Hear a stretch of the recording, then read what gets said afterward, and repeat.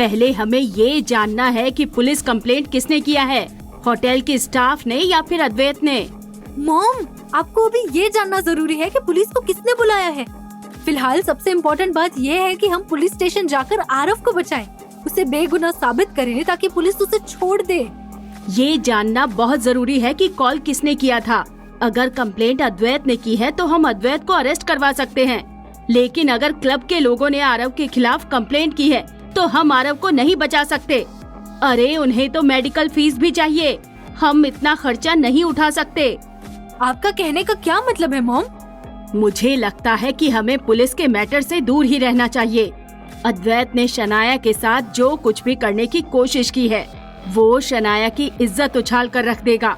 जब तक अद्वैत पुलिस को रिपोर्ट नहीं करता है तब तक हम इस बात को एक सीक्रेट रखेंगे। लेकिन मॉम, अद्वैत ने शनाया के साथ कुछ भी नहीं किया है। वो कुछ कर पाता इसके पहले ही मैं और आरव वहाँ पहुँच चुके थे। अदिति, तुम्हारी मॉम ठीक कह रही है। किसी के नाम के आगे ये लगाना कि किसी ने उसकी रेप करने की कोशिश की है, ये बहुत गलत बात हो जाती है। और ये सब तो छोड़ दो, अगर हम किसी को बताएंगे कि अद्वैत ने सच में शनाया के साथ कुछ भी नहीं किया तो भी कोई हमारी बात पर विश्वास नहीं करेगा। ठीक है, लेकिन इन सब में आप आरव को क्यों फंसा रहे हैं? अभी उसे हम वहीं पर रहने देते हैं, कुछ दिनों में वो खुद ही बाहर आ जाएगा। कल पुलिस स्टेशन जाएंगे और आरव को छुड़ाने की बात करेंगे। अदिति कुछ कहती इसके पहले ही बीना जी ने शनाया को सहारा देते हुए गाड़ी से बाहर निकाला और उसे लेकर अंदर जाने लगी। जब अदिति ने देखा कि यहाँ पर रहने का कोई मतलब नहीं है तो वो वहाँ से बाहर की तरफ चली गई। ये देखकर बीना जी और राकेश जी खुद को शॉक्ड होने से रोक नहीं पाए, क्योंकि उन्होंने उम्मीद नहीं की थी कि अदिति उनकी मर्जी के खिलाफ इस तरह आरव के पास चली जाएगी। मैंने इसे बचपन से पाल पोस कर बड़ा किया और आज ये उस आरव के सामने मेरी बात नहीं मान रही है। बीना जी और राकेश जी शनाया को लेकर अंदर चले गए और उससे पूरी मैटर के बारे में इंक्वायरी करने लगे।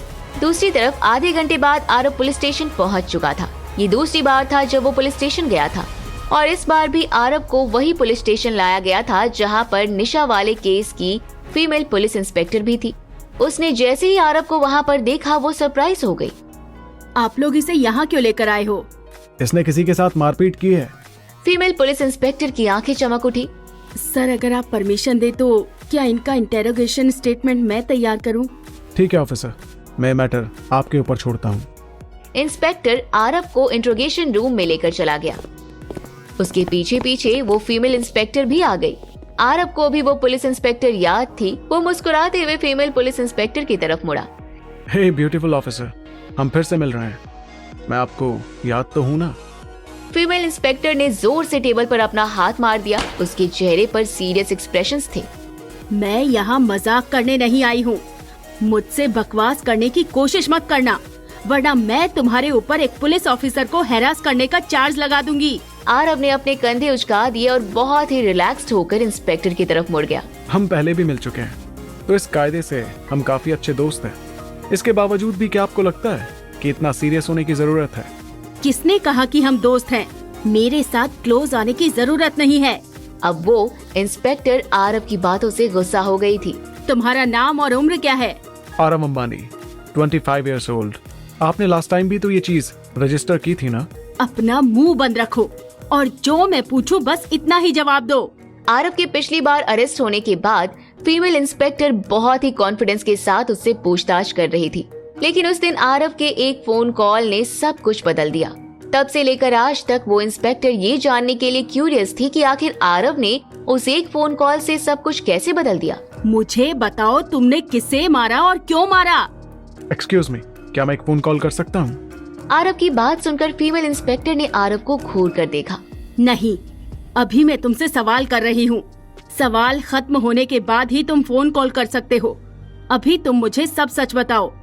ठीक है, क्या आप मुझे ये बता सकती हैं कि पुलिस को कॉल किसने किया है? क्योंकि मुझे सच में नहीं पता है कि मैं यहाँ पर क्यों आया हूँ। फीमेल इंस्पेक्टर ने एक बार फिर से टेबल पर जोर से हाथ मार दिया, जो उसके पास खड़ा हवलदार को डराने के लिए काफी था।